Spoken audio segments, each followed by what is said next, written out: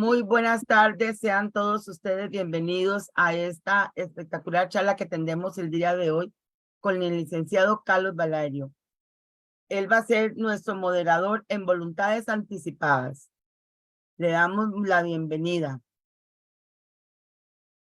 Don licenciado Carlos Valerio, quien es funcionario de la Defensoría de los Habitantes en la Dirección de Calidad de Vida. Asimismo es abogado con especialidad en salud pública. Cuenta con un posgrado en bioética obtenido con Flaxo. Además, es profesor en la maestría de ética de la UCIMED, profesor de ética de la maestría en epidemiología aplicada a la gerencia de salud pública y maestría en gerencia de salud pública del ICAP. Ha publicado diferentes programas sobre la ética investigativa en seres humanos, además de participar en diferentes programas de la UNESCO. Coordinador del proyecto de la Escuela de Salud Pública de la UCR y CELS. Redactor de la actual Ley General del VIH-Sida. Es miembro y fundador de la Comisión de Derechos del Colegio de Abogados, del IAPAC. Miembro de la Junta Directiva de FLACES, Foro Latinoamericano de Comités Éticos de Investigación en Salud. Miembro del Comité Directivo del SHEM. Ha colaborado en 2 enciclopedias internacionales sobre bioética. Le damos muchas gracias a la Federación ONG Pacientes por estos espacios tan valiosos donde todos podamos educarnos con estos temas que son de índole importantísimo a nivel nacional. Le damos la bienvenida al licenciado Carlos Valerio. Muchísimas gracias. De nuevo, para mí es un honor en representación de la Defensoría de los Habitantes.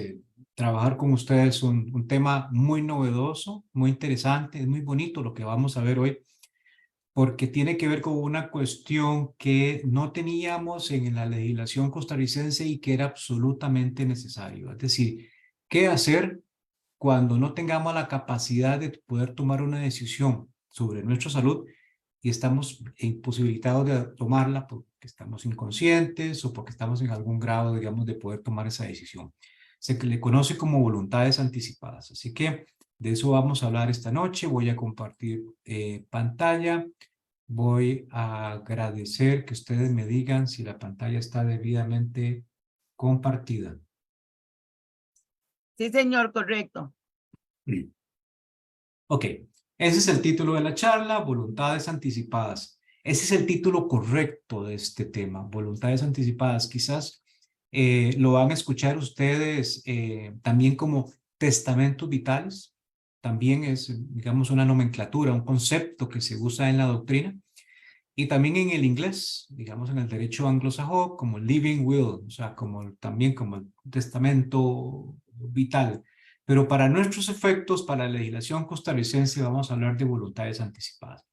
Entonces, miren, como en otras ocasiones, lo primero que hay que hacer, y que yo trabajo un poquitito con ustedes con el propósito de poder tener claro qué son voluntades anticipadas, es necesario primero hablar de consentimiento informado. ¿Por qué? Porque es que la voluntad anticipada es un consentimiento informado proyectado hacia el futuro.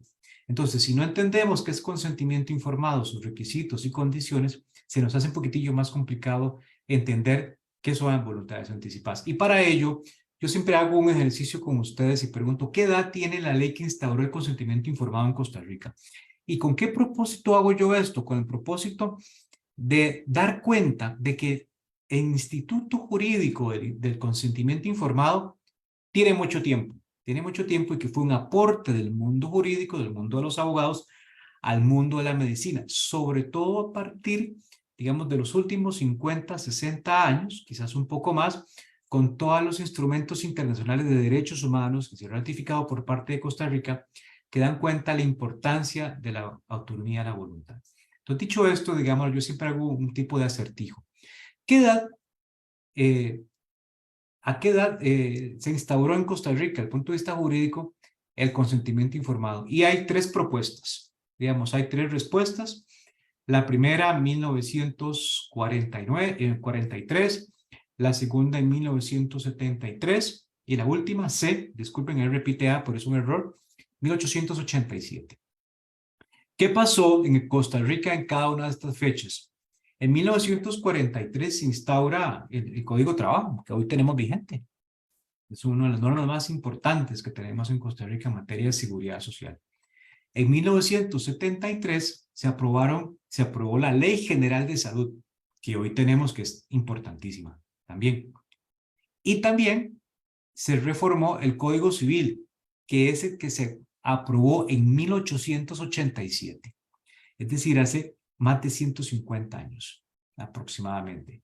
Y resulta y cuentas que el Código Civil costarricense nuestro, que se le conoció como el Código Napoleónico, porque fue copiado, digamos, de las normas civiles que instauró Napoleón Bonaparte, así fue, después de la Revolución Francesa de 1789, instauró, digamos, de alguna manera la importancia de las libertades en términos generales, de que la persona fuera libre de tomar decisiones en el ámbito personal, en el ámbito civil y tal.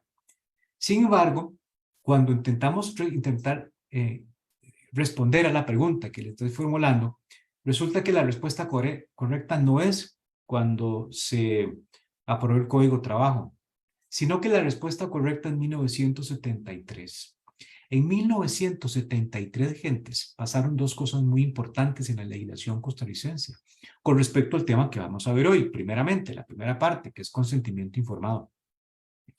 Se estableció en una reforma que se hizo al Código Napoleónico, el Código Civil, la importancia de que las personas no sean obligadas a recibir un tratamiento, digamos, que tienen que autorizar un tratamiento médico y deben medir un consentimiento informado, salvo los casos de vacunación o los casos de investigaciones de paternidad con la legislación de familia. Pero además en ese año se aprobó la Ley General de Salud, que establece también la importancia de que una persona no puede ser tratada en un hospital si no autoriza ese procedimiento. Entonces miren ustedes que hace 50 años, en el 1973, se instauran este par de leyes tan importantes en Costa Rica que establecen la importancia del consentimiento informado en la legislación y en el ámbito hospitalario costarricense. El segundo elemento que quiero traer acá a colación no tiene que ver tanto quizás con la parte de los pacientes o los usuarios, pero sí con todas las personas trabajadoras de salud y fundamentalmente los médicos. Se que lo conoce como garante de la salud. ¿Qué es un garante de la salud? Un garante de la salud es una persona que se formó en una universidad o una escuela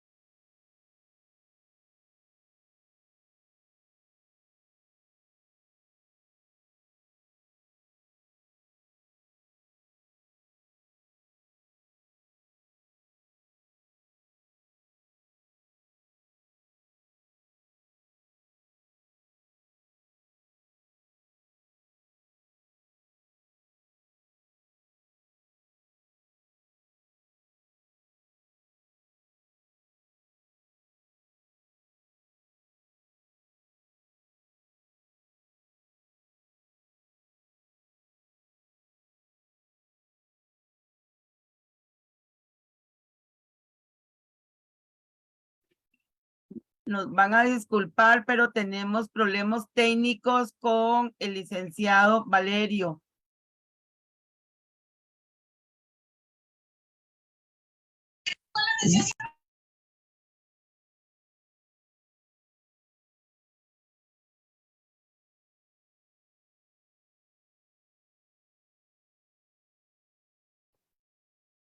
Sí, empezamos, ¿verdad? Parece que tuvo un problemita técnico, ¿verdad?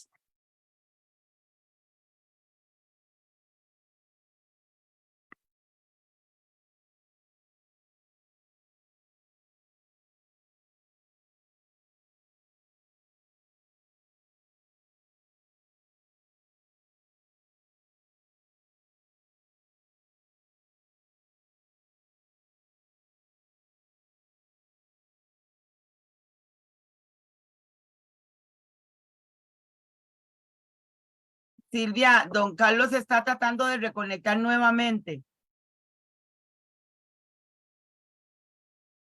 Perfecto, acá estoy conversando con él, me dice que es que sí, efectivamente está lloviendo mucho y acaba de tener un problema eléctrico. Entonces vamos a dar unos minutos y retomamos la charla. Sí, correcto.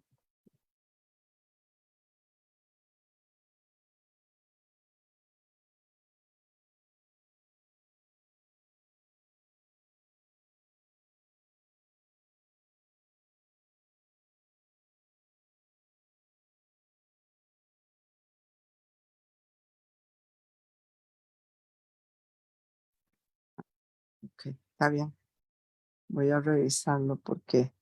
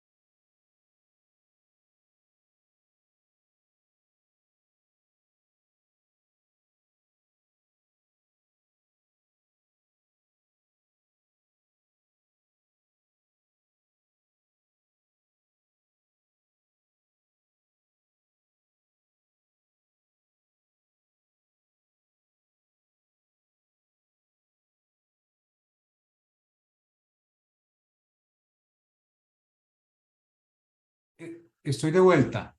¿Me pueden escuchar? Sí, señor. Disculpas, Excelente. se fue la luz. Me tienen que autorizar ahora porque dice que no estoy autorizado para compartir pantalla.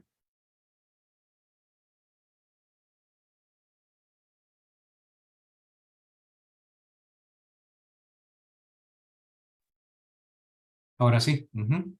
Vamos a ver. Vamos a hacer como en los aviones, cuando uno toma un avión muy tarde y entonces el piloto dice, vamos a recuperar tiempo perdido. Vamos a ver.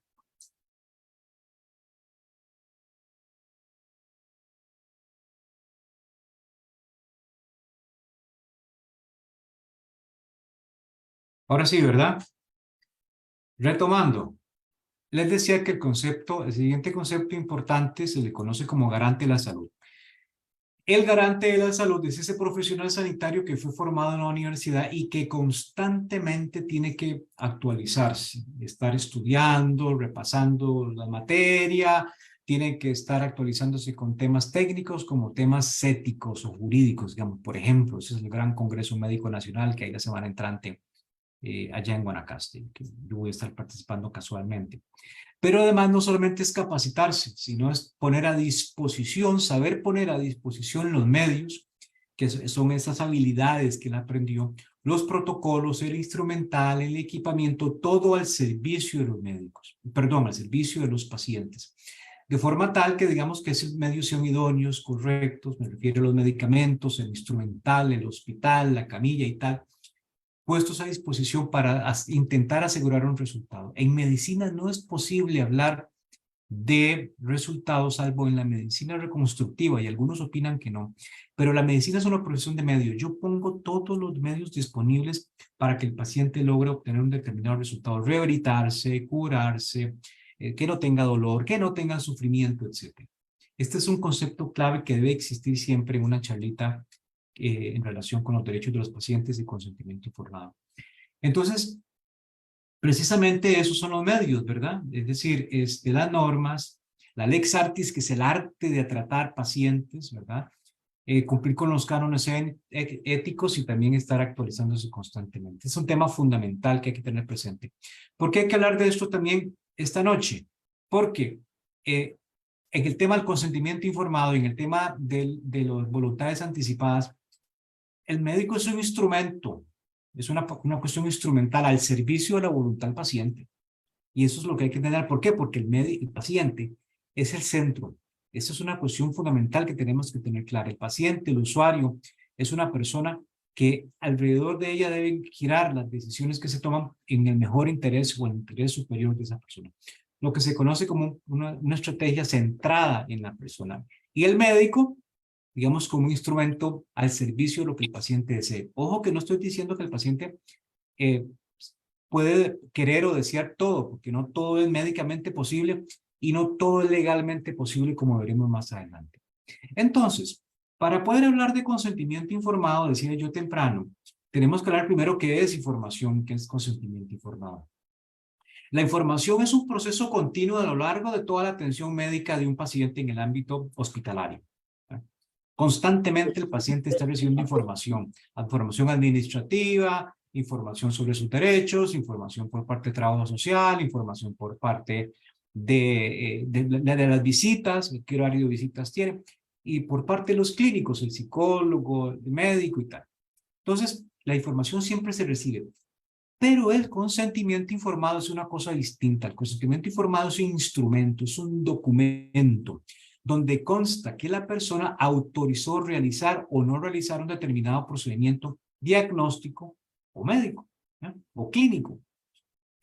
Dicho esto, digámoslo, habría que entender que el consentimiento es, digamos, ese formulario donde se consta la información que debe estar prohibida en términos adecuados, comprensibles, suficientes, sobre el diagnóstico, el pronóstico y el tratamiento de esta persona de forma tal que la persona tenga la capacidad de poder tomar una decisión y autorizar o no autorizar un determinado procedimiento. Esto es lo que quedó instaurado en las legislaciones aprobadas en 1973 en Costa Rica, en la Ley General de Salud y en el Código Civil costarricense. La segunda pregunta que nos podemos formular esta noche es, y bueno, ¿y quién informa? ¿A quién le corresponde informar?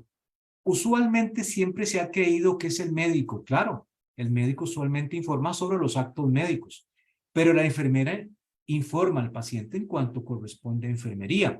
Como el trabajador social le corresponde informar a trabajo social, como el funcionario de redes, digámoslo, en menos general, el punto de vista administrativo informa lo que le corresponde.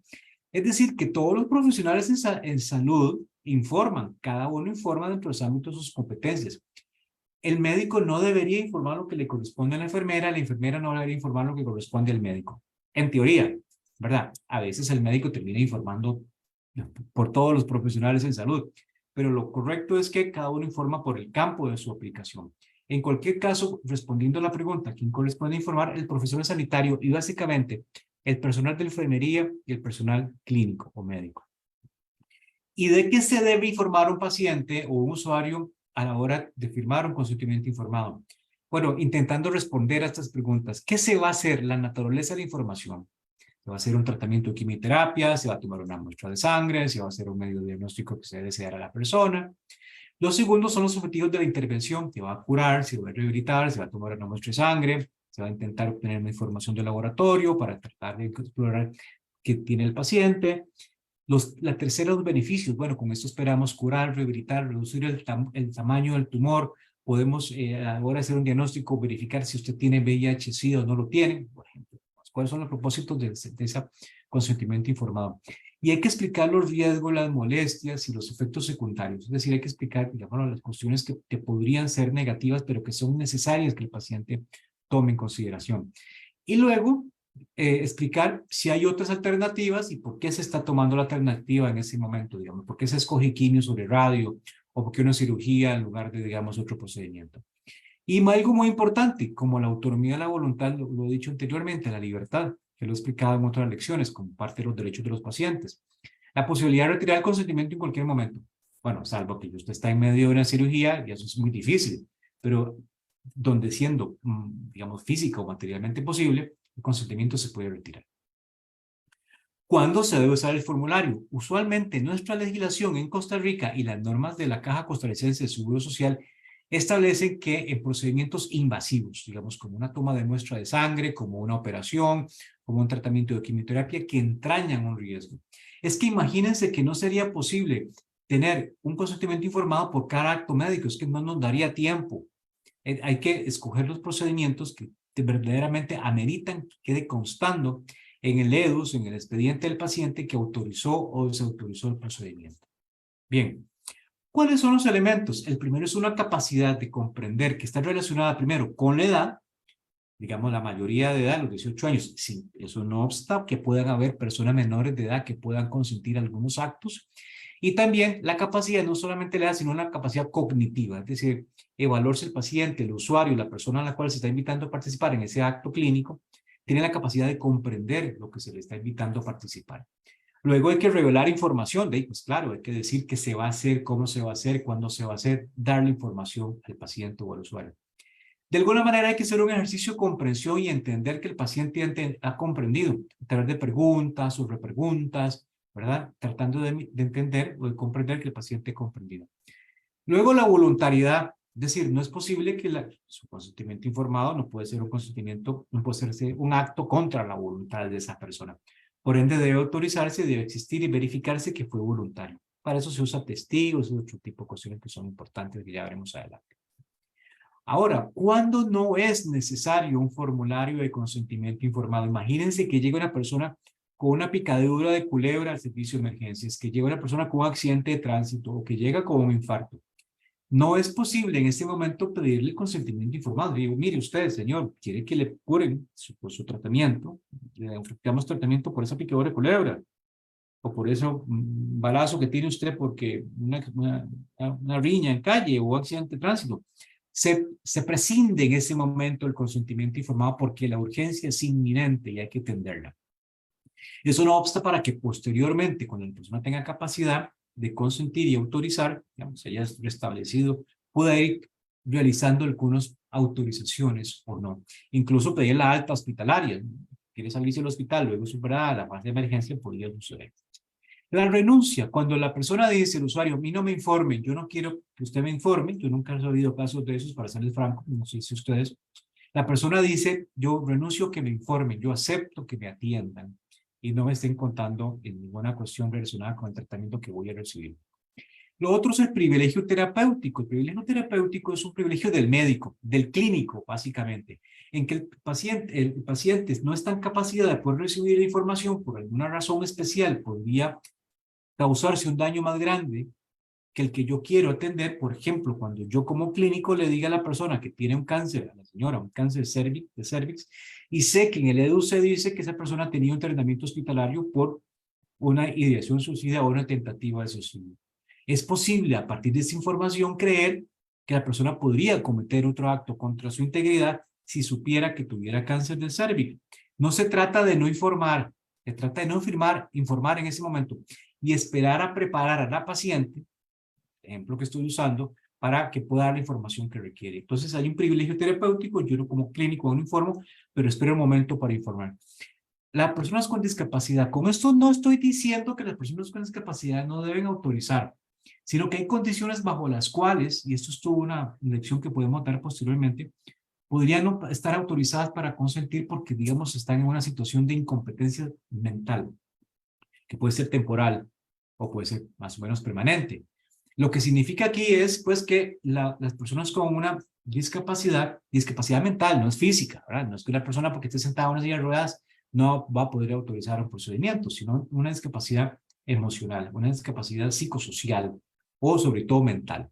Esa persona podría tener un representante legal, que es lo que ya no existe, sino que lo que tiene es una persona que es un garante, y ya no es un garante del servicio de salud, sino una persona que fue nombrada de conformidad con la ley de la autonomía voluntaria de personas con discapacidad, para que le represente, para que le apoye a tomar decisiones. Esa persona podría autorizar un consentimiento informado eventualmente. Y luego el tratamiento involuntario. En algunos momentos, por protección de la persona o de terceros, como un tratamiento involuntario en un hospital psiquiátrico, puede ser que por la orden de un juez o una orden de un hospital hacia otro hospital se establezca que hay una persona necesaria internarla temporalmente para atender una fase aguda, una ideación suicida, una agresión con otras personas, una actitud que esté colocando en riesgo su integridad física y la de los demás y sea necesario un tratamiento involuntario. Estos casos son muy raros, pero existen en la legislación costarricense.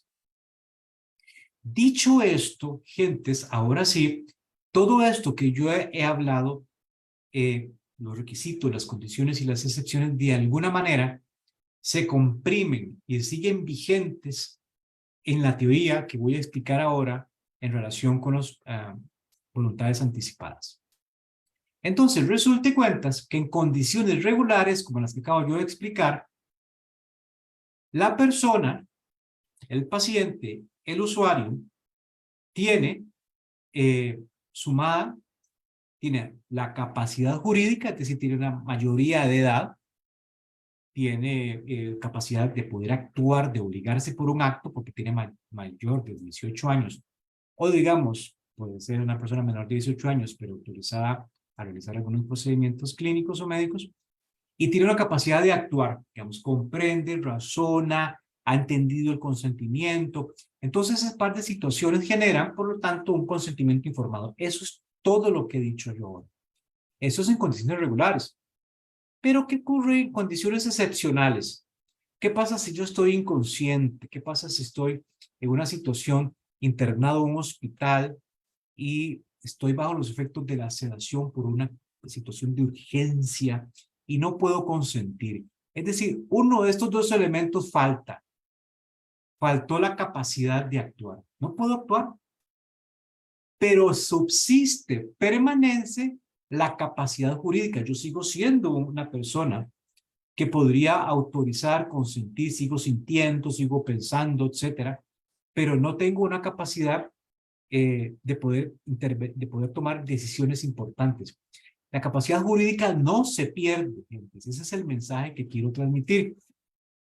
Entonces, en esas situaciones, con la capacidad jurídica vigente, pero la capacidad de actuar no, porque estoy en un estado de coma o estoy sedado, estoy inconsciente, surgen entonces las voluntades anticipadas, que es de lo que vamos a hablar ahora sí en adelante.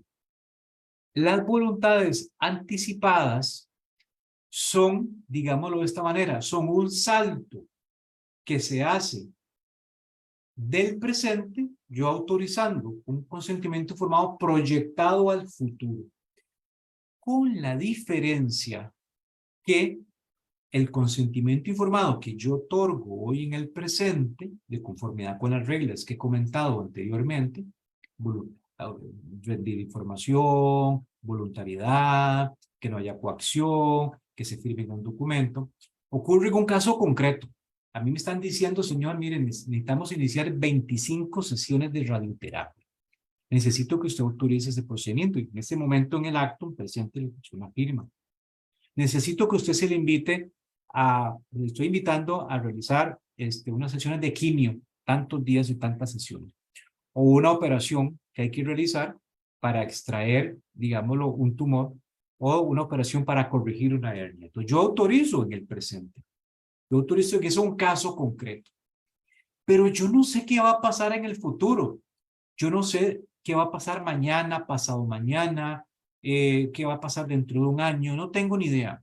Yo no sé si voy a estar en un hospital internado por un accidente de tránsito. Yo no sé si eventualmente podría enfermar por cáncer y tener que requerir tratamientos de sedación y paliativos. Yo eso no tengo idea, no tengo la posibilidad de vaticinar eso, no tengo ni idea. Pero puedo proyectar en el futuro algunas de mis deseos o de mis voluntades, en el caso de que eso pudiera ocurrir. Entonces lo hago en teoría. En el presente yo hago un consentimiento informado y en el futuro lo hago, pero lo hago en un marco teórico, porque como no sé qué va a pasar, hago un documento de voluntades anticipadas. ¿Qué entiende la doctrina entonces por voluntades anticipadas?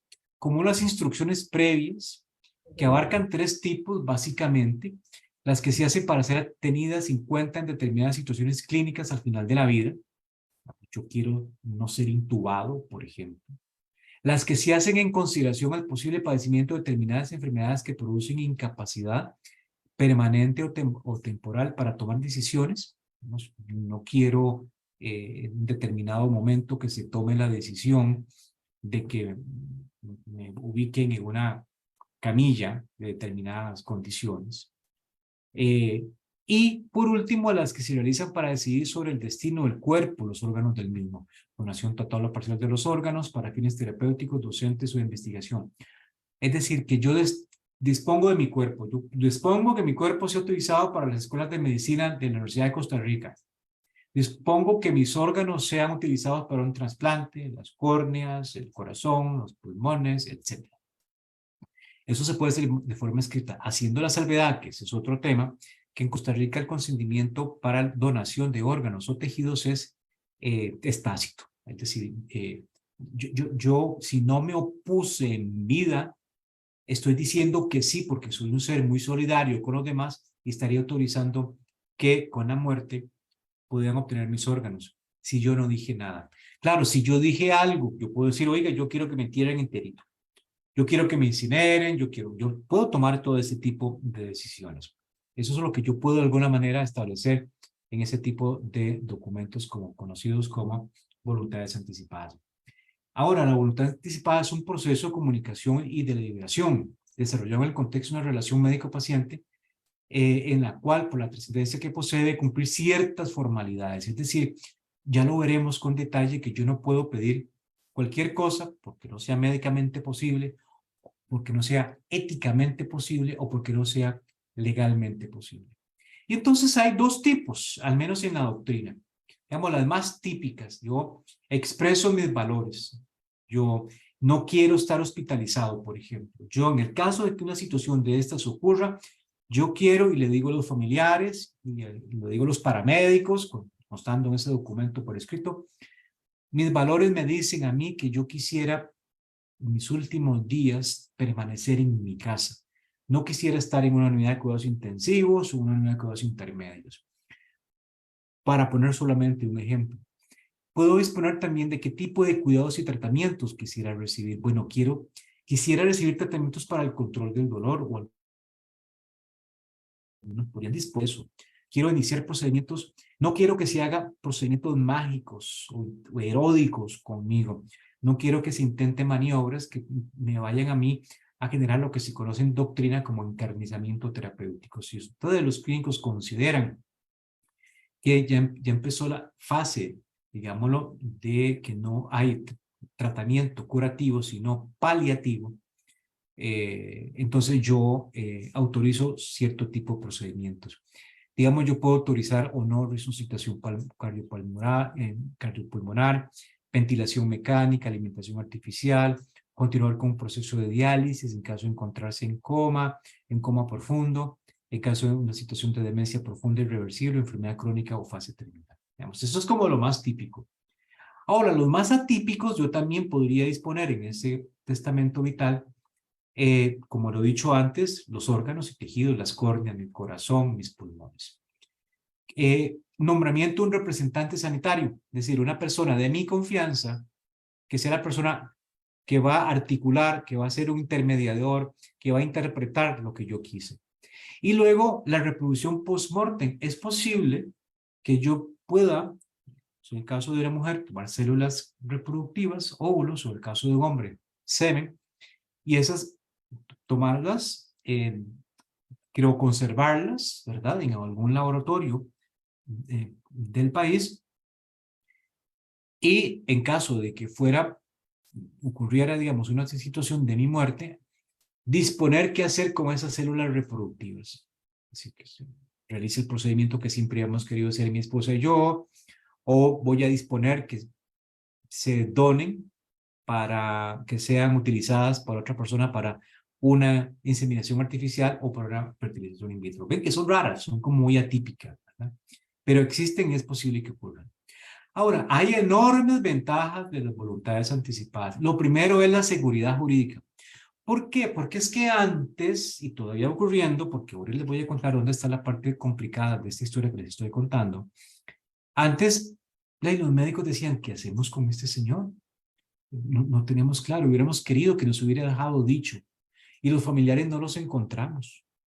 O los familiares no tienen claro qué fue lo que las voluntades o los deseos que esa persona tenía. Entonces, ¿qué es uno de los objetivos que tiene el derecho? Ofrecer seguridad jurídica, las reglas del juego. Y una voluntad anticipada establece las reglas del juego a través de ese testamento vital.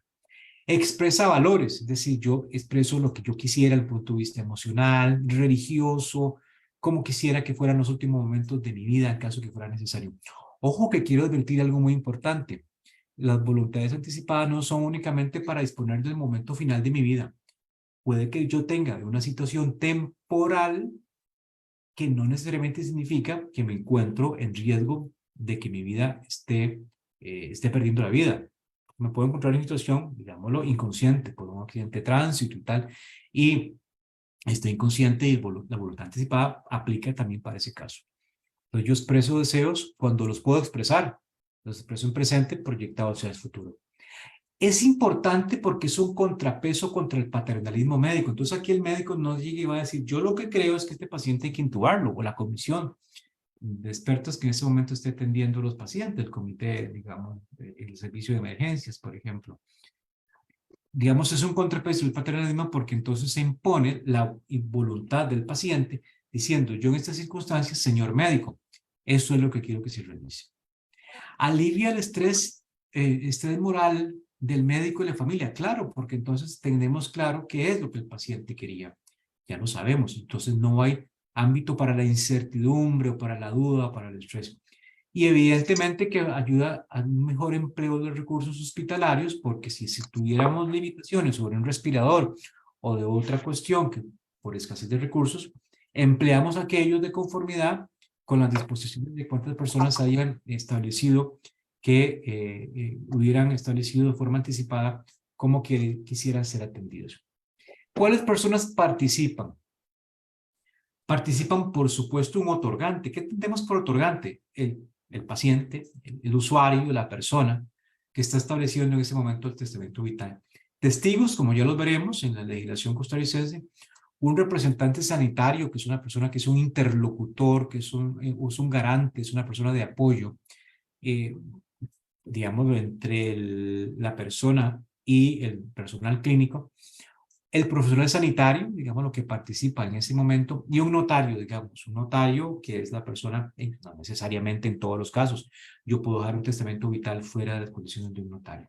Pero eso, digamos, son como al menos las 5 personas que participan en un procedimiento de voluntades anticipadas. Entonces, ahora sí, tenemos una ley que fue aprobada el 31 de mayo del 2022, es decir, tiene poquito año y medio, más o menos, una ley que todavía no ha sido reglamentada. Y aquí, gente, es donde tenemos un poquito de problemas. ¿Qué nos dice la ley? El objetivo de la ley.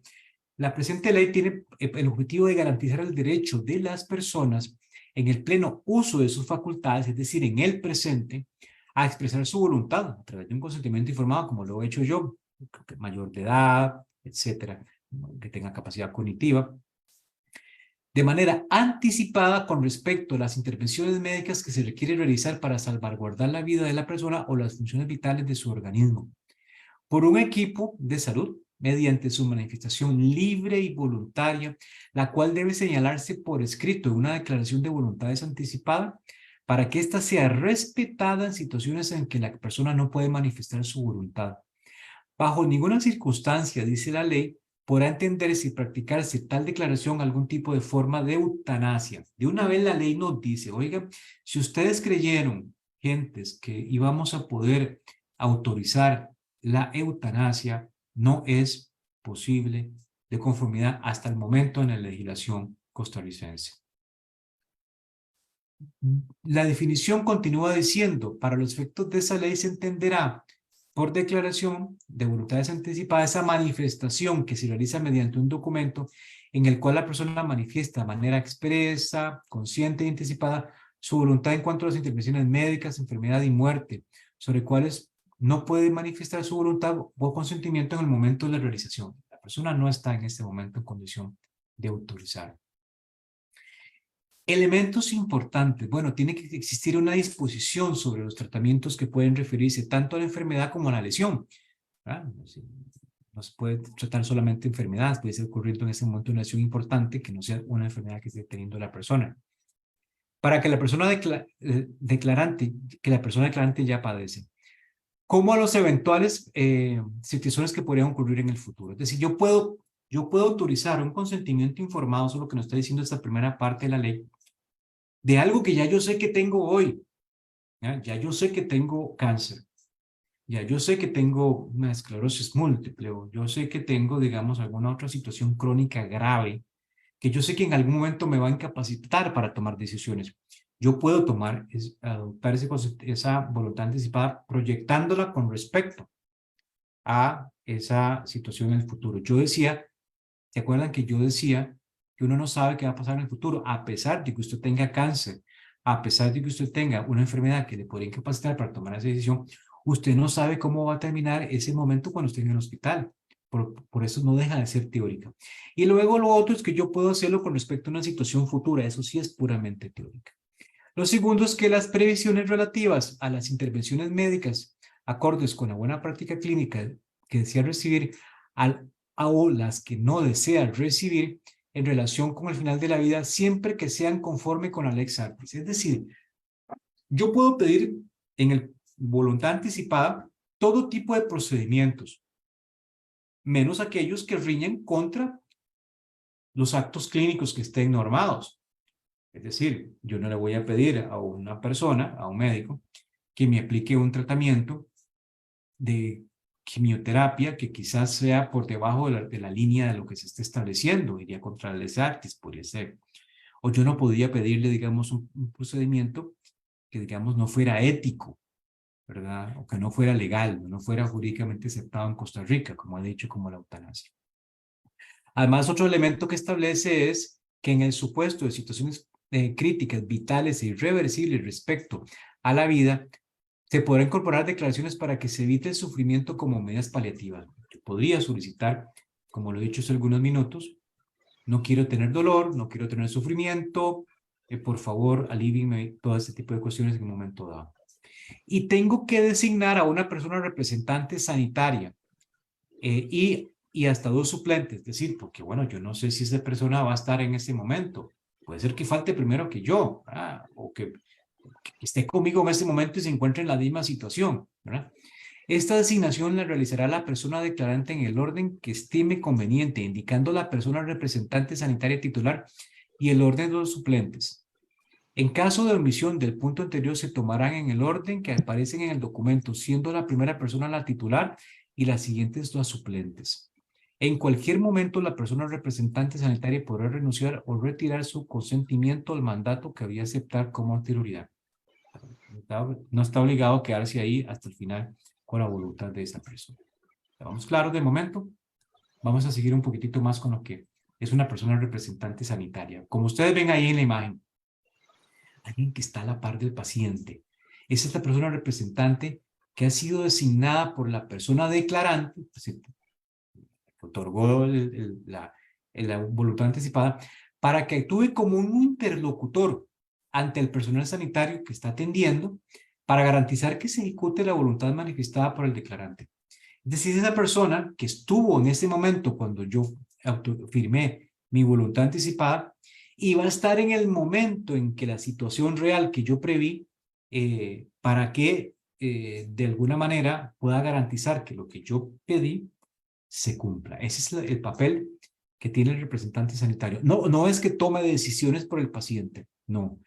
Es para que sea un interlocutor y diga, es que lo que quiso Carlos Valerio fue esto, esto y esto, y no fue otra cosa. Se debe interpretarse su solicitud de esta manera. Límites a las voluntades anticipadas son básicamente 4, que ya de alguna manera he citado algunas. Cuando la persona declarante tenga capacidad para expresar por cualquier medio su voluntad de dejar sin efecto la declaración de voluntades anticipadas, es decir, deja sin efecto. Es decir, si yo voy al hospital y estoy consciente, no se aplica la voluntad anticipada. ¿Por qué? Porque estoy consciente. Entonces, prevalece las decisiones que yo en ese momento estoy tomando de aquellas que establecí en la voluntad anticipada. Como lo he dicho anteriormente, todas aquellas que vayan en contra del ordenamiento jurídico costarricense, es decir, vuelvo a citar como el ejemplo más importante, las que estén referidas a la eutanasia. Están prohibidas todas aquellas que yo solicite que pongan en riesgo la salud pública, digamos, como casos de prevención, control y tratamiento de enfermedades transmisibles, contaminación radiactiva y otros que pongan en riesgo, digamos, la salud de terceros de conformidad con lo que establezca la Ley General de Salud y el interés público.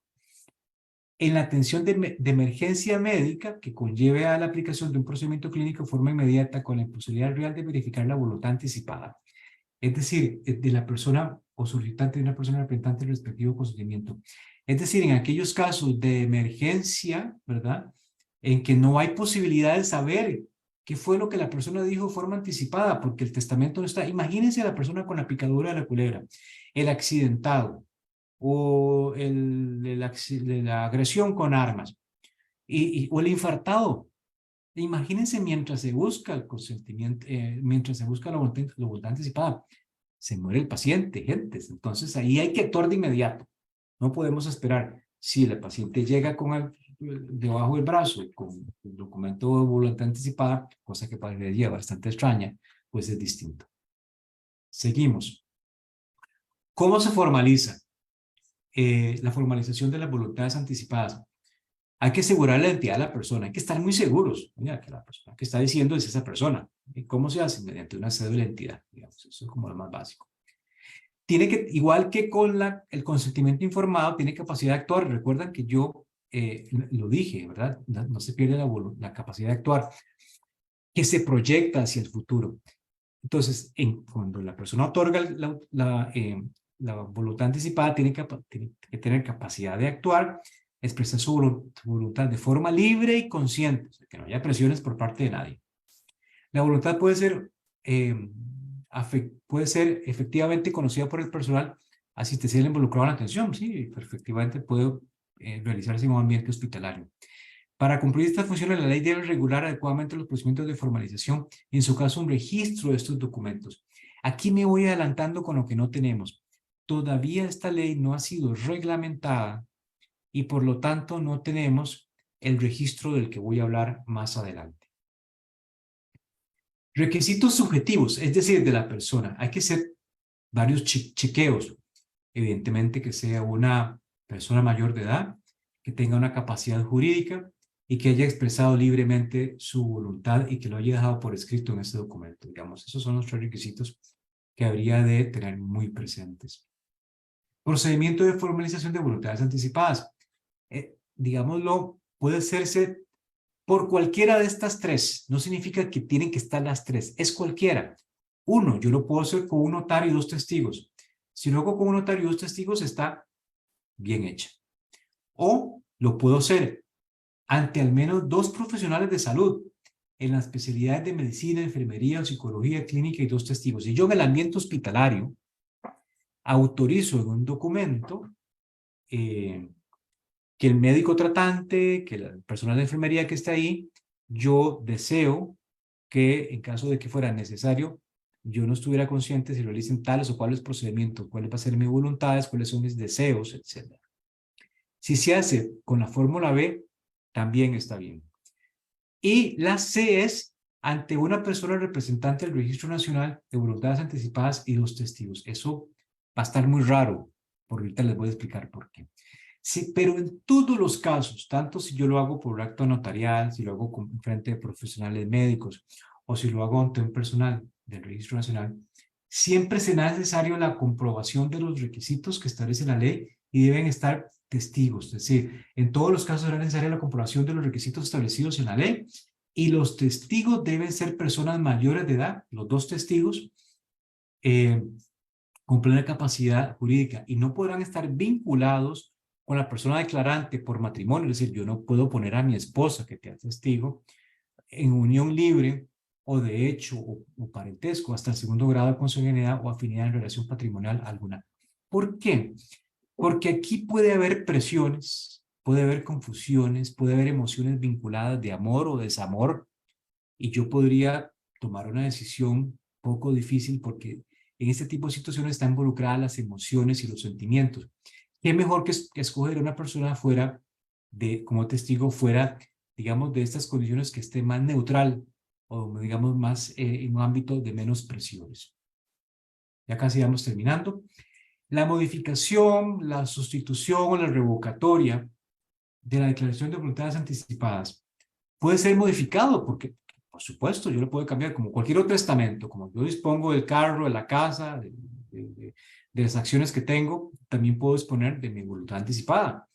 Puede ser sustituido o revocado en cualquier momento.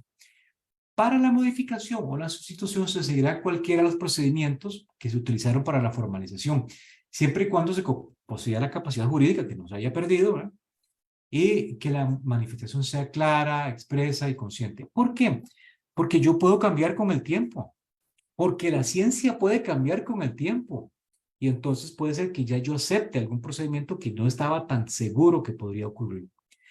Para la revocatoria puede ser por cualquier forma que pueda comprobarse de manera inequívoca la voluntad de la persona, es decir, de alguna forma que hubiera dejado una nota por escrito que lo que yo dije aquí ya no aplica. Entonces, digamos que eso pudiera ser comprobado. La vigencia. La ley nos dice que la vigencia es de 5 años. ¿Por qué? Porque en 5 años pueden pasar muchas cosas. La ciencia puede avanzar, mis emociones, mis deseos, mis aspiraciones pudieron haber cambiado. Dice la ley que aquellas que, digamos, la vigencia es de 5 años. Al cabo de los 5 años, esa voluntad anticipada pierde efecto, con lo cual yo debería estar reactivándolas cada 5 años, ¿no? Dice la ley que las voluntades que tengan más de 5 años de no ser actualizadas no surten efecto. Entonces tenemos que estar como acordarnos bien, ¿verdad? Casi como cuando uno tiene la cédula de licencia, decir, bueno, tiene la fecha de vigencia, es tal, ¿verdad? Entonces, tener como muy presente la fecha, porque si llegara a vencerse, no aplica. Hay obligaciones por parte de los centros médicos. En los centros de salud públicos y privados, porque esto es lo que he dicho, aplica para ambos, adoptarán las medidas necesarias para garantizar que la voluntad anticipada sea incorporada en el Registro Nacional de Voluntades Anticipadas, que todavía no tenemos. Sea de fácil acceso para el personal de salud tratante, personal sanitario, por ejemplo, en emergencias o en salones. La declaración de voluntad debe ser incorporada en el expediente médico o electrónico de la Caja de Seguro Social, conocido como el EDOS, dice la ley, respetando siempre el deber de confidencialidad. Gentes, esto todavía no existe. Entonces, esto que he explicado yo esta noche de una buena manera sigue siendo todavía una situación que en la práctica podría tornarse bastante complejo, salvo que yo en casa o conmigo porte la voluntad anticipada o logre, digamos, tenerla visible en el momento en que se requiera o cuando me voy a internar al hospital le esté aportando en el expediente. Objeción de conciencia. Es posible, recordemos qué es la objeción de conciencia. La objeción de conciencia es cuando una persona, por razones internas, digamos, por motivo religioso o ideológicos o por sus propias convicciones, decide no realizar un acto al cual lo están invitando a realizar. O sea, digamos, está, por ejemplo, la anticoncepción de emergencia. Aquí el farmacéutico puede decir, oiga, yo no quiero ser una persona que suministre a una paciente anticoncepción de emergencia. Hago ejercicio de la objeción de conciencia. Es un derecho humano también, digamos. A mí no me pueden obligar a algo contra mi conciencia. Sería un trato humano, digamos, denigrante, atentaría contra la dignidad humana. Pero en el caso de las voluntades anticipadas es posible, digámoslo, en algún momento que un médico se puede topar con una solicitud que si bien es legal, ¿verdad? Para el médico no es correcta porque riñe con sus principios técnicos o de conciencia. No intubar, por ejemplo, no alimentación artificial, no conectar con una diálisis, etc. ¿Verdad? Son legales. Son legales. Yo puedo pedir que no me realice una diálisis peritoneal, una hemodiálisis. Puedo solicitar que no me intuben. Puedo solicitar que no me realicen manuales de resucitación cardiopulmonar. Pero para un médico eso riñe contra su formación como médico. Y existen muchos casos que ustedes conocerán. Lo que quiero decir es que es posible que ese médico haga objeción de conciencia. Lo que hay que garantizar es que venga otro médico en su lugar y sí realice el acto. Eso es un poco lo que nos dice la ley. Y La confidencialidad es importante. Todas las personas involucradas deben guardar con sigilo la información que autorizó esa persona en esa voluntad anticipada, de forma tal que, digámoslo, como lo hemos visto en lecciones pasadas que hemos compartido con ustedes, el derecho a la vida privada y la confidencialidad es un derecho de los pacientes y debe ser protegido con sigilo, y aquí también, de igual manera. Lo que está prohibido, lo he dicho claramente durante algunos momentos, es la eutanasia, porque no está autorizada en la legislación costarricense, al menos hasta el día de hoy. Y luego, al finalizar, la ley establece un registro de voluntades anticipadas y se lo asignó al Registro Nacional. ¿Qué es el Registro Nacional, gente? El Registro Nacional es un registro histórico, de documentos de valor histórico, de valor cultural, que tiene una importancia para la historia de Costa Rica.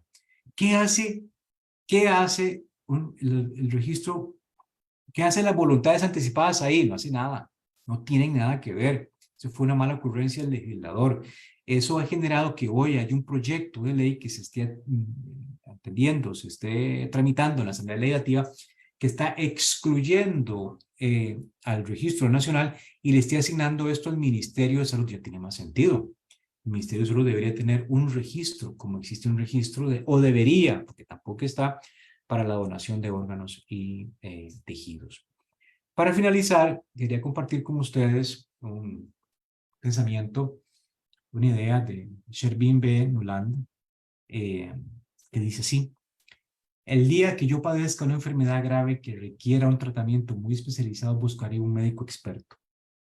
Pero no esperaré de él que comprenda mis valores, las esperanzas que abrigo para mí mismo y para todos los que hago, mi naturaleza espiritual o mi filosofía de vida. No es para eso para lo que se ha formado y en lo que me puede ayudar. El médico, por supuesto. No es esto lo que anima sus cualidades intelectuales. Por estas razones no permitiré que sea el especialista el que decida cuándo abandonar. Yo elegiré mi propio camino, o por lo menos expondré con claridad, de forma que, si yo no pudiera, se encarguen de tomar la decisión quienes mejor me conocen.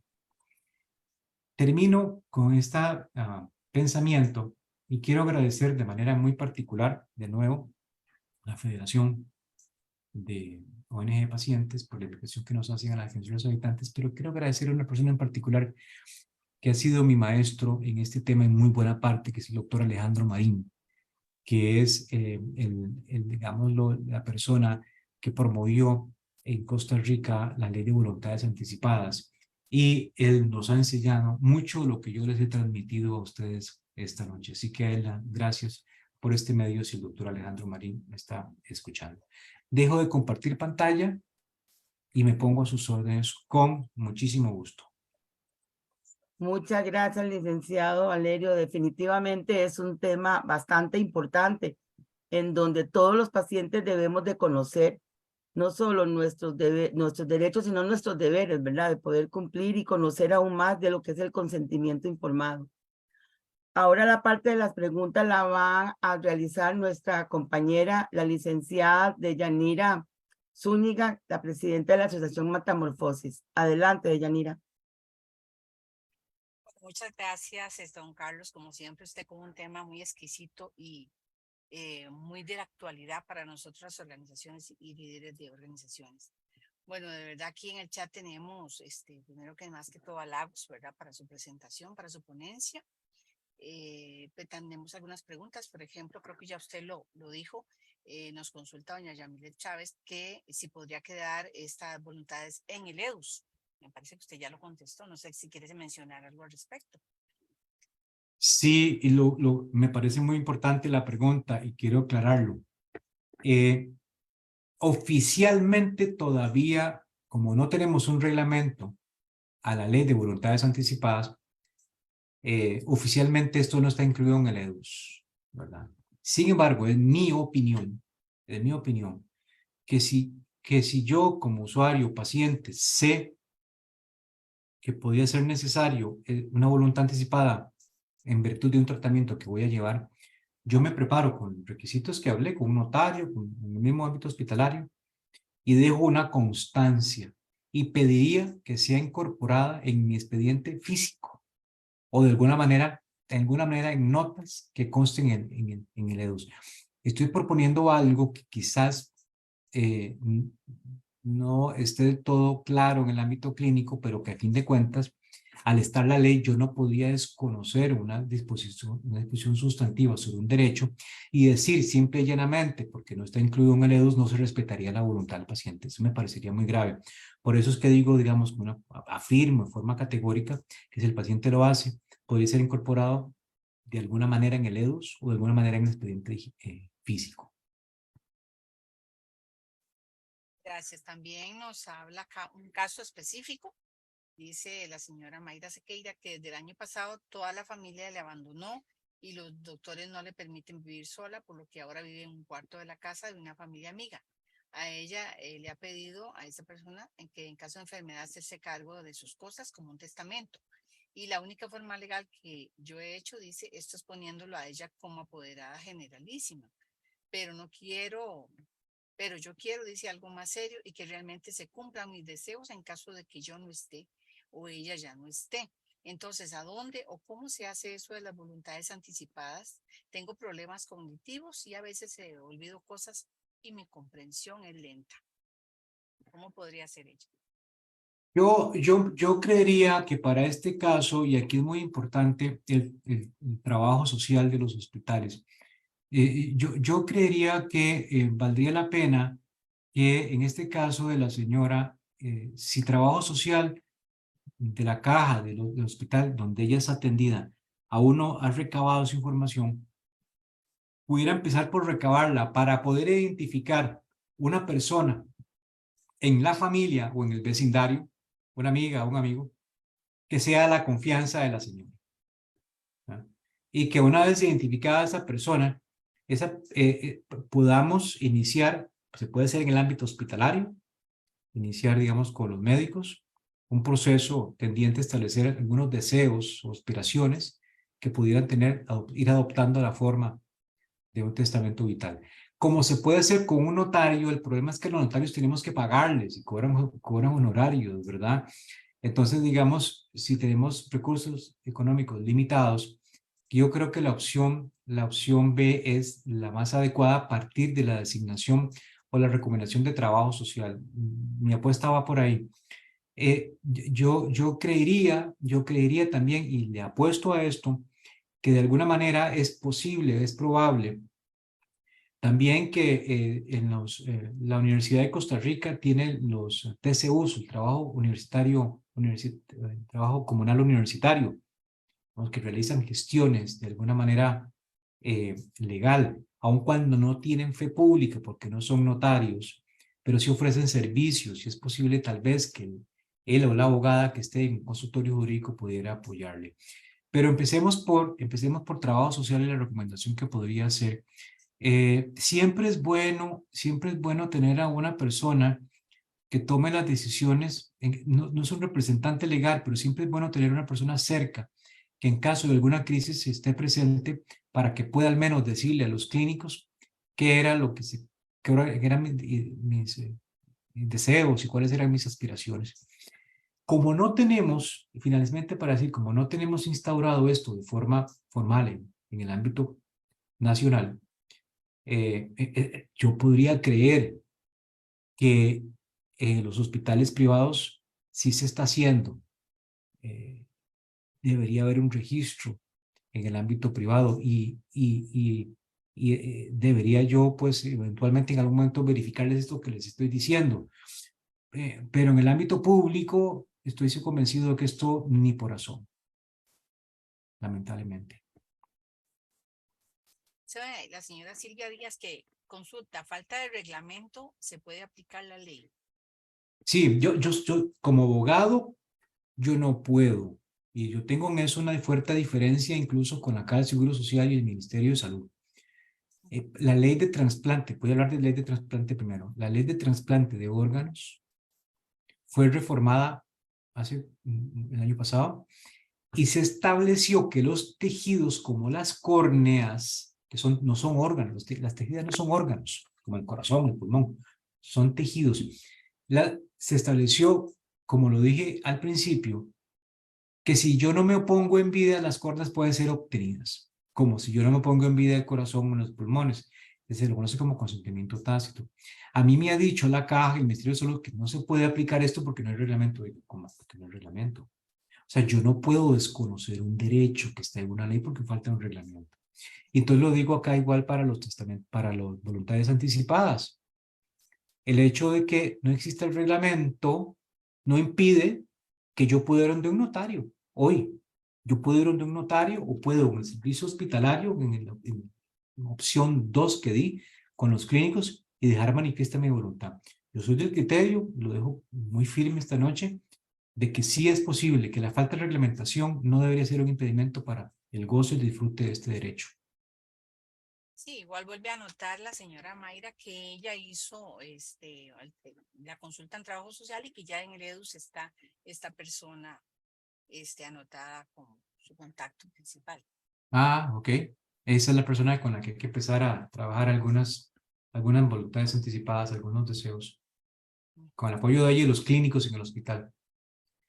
Sí, ahí habla también, ¿verdad? Que está ahí, que en otros lugares también. Y también indica si pudiera comunicarse con usted. Ahí más, al final usted nos dice si hay esa posibilidad. Le voy a escribir aquí, vea, a mi correo electrónico. Okay. Pero para ver, Gracias, Carlos. es en el chat, ¿verdad? Sí, en el chat. Igual nos dice Ana Gloria que es una charla muy clara y excelente charla de su parte. También veo que tiene acá la mano levantada nuestra presidenta, la señorita Alexandra Núñez. No sé si ella quiere hacer alguna acotación. Ahí está mi correo Hola. electrónico. Ok, gracias, don Carlos. Hola, don Carlos y a todos los que están conectados, muchísimas gracias. Voy súper emocionada a escuchar este tema, ¿verdad? Que para mí, pues, no lo había escuchado antes y va a ser un tema súper importante para nosotros en la federación, poder ahondar más en esta ley y también cómo pudiéramos incidir para que esto que usted nos dice sobre el reglamento, don Carlos, ver y buscar una solución, ¿verdad? Y tengo dos preguntas muy puntuales que no sé si me quedó claro, don Carlos. La número uno es, ¿qué diferencia hay entre esto de las voluntades anticipadas y el testamento? ¿O son parecidos o lo mismo? Y la otra es, ¿cómo hace una persona, que creo que eso lo estuvo conversando ahorita, pero como para resumirlo y que nos quede claro, ¿cómo hace una persona que no cuenta con fondos económicos para poder contratar un notario, para poder dejar sus voluntades anticipadas claras y que tengan validez? Eso sería. Muchísimas gracias, don Carlos. Hola, Alexandra, con mucho gusto, me da mucha satisfacción conocer que es un tema que está muy interesada la federación. Podemos seguir trabajando en él en cualquier momento. No hay diferencia, vamos a ver, la ley nuestra habla de voluntad anticipada, pero cuando uno revisa la doctrina, se encuentran los testamentos vitales. A fin de cuentas son lo mismo, son lo mismo. Lo que pasa es que el testamento vital está más vinculado con el final de la vida. En cambio, las voluntades anticipadas, yo puedo establecer una voluntad anticipada para un procedimiento que me voy a hacer y que sin quedar inconsciente en ese procedimiento se tomen tales o cuales decisiones. O puedo dispararlo un poco más adelante y decir que, que entre situaciones abstractas, como decía en algún momento, si ocurriera una situación de tal magnitud que puede ser temporal o que esté vinculada con el final de la vida, se tome esa decisión. Entonces, lo que quiero decir es que las disposiciones de las voluntades anticipadas no necesariamente hablan del fin de la vida, como el testamento vital sí. Hace más referencia un poquitito. Entonces, por eso hemos decidido legislativamente no hablar de testamento vital. Pero en teoría pueden manejarse como indistintamente. Nosotros en Costa Rica empecemos a hablar de voluntades anticipadas. Segundo, si una persona no tiene recursos económicos para poder otorgar una voluntad anticipada, la ley dice que se puede otorgar ante al menos 2 profesionales de salud en las especialidades de medicina, enfermería o psicología clínica y 2 testigos. Es decir, yo podría hoy por hoy, mañana en el hospital, en presencia de 2 médicos, de 2 profesionales de medicina, 2 enfermería o psicología y al menos 2 testigos, que no sean mi mamá, ni mi esposa, ni mis hijos, ¿verdad? Como acabo de decir, y ya con eso yo tengo un testamento vital y debería ser incorporado en el EDOS. Mucho gusto. Gracias. Bueno, no tenemos más preguntas en el chat, don Carlos. No sé si hay alguna persona que quisiera hacer una pregunta concisa, clara, que no haya participado en directo, don Carlos. Le damos el micrófono abierto. Y si no, le doy mi pase a doña Briseida para el cierre. Muchas gracias. Con mucho gusto. Adelante, Chao.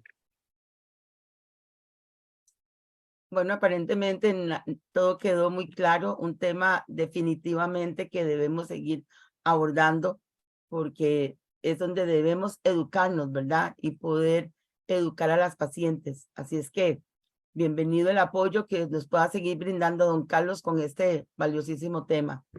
Y no nos queda más, don Valerio, que dar por concluida esta increíble y maravillosa charla por el día de hoy.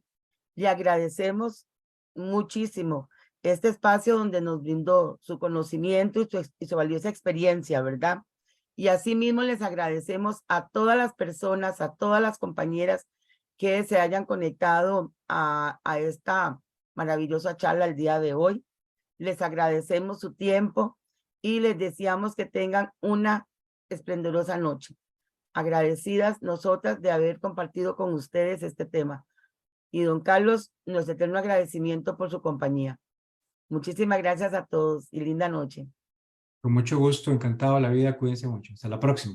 Hasta la próxima, usted lo ha dicho. Muchas gracias. Buenas noches.